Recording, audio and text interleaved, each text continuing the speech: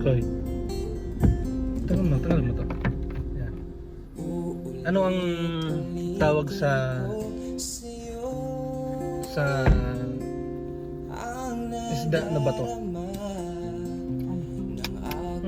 Hindi mo lang. Piranha. Pera na naging bato pa. Pera na naging bato pa. Kaya ano yung kain mo?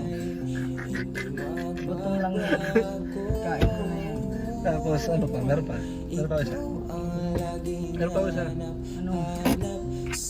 Yung alam mo yung yung Toyota Wigo. Dati nagkaroon ng recall yan eh. Nagkaroon ng product recall yan. Sa tingin mo bakit nagkaroon ng product recall? Wala, bakit? Kasi Wigo, paano kung mag-isa ka lang? Diba dapat Aigo? Mandar ka na. Baka ma-I-go ka pa.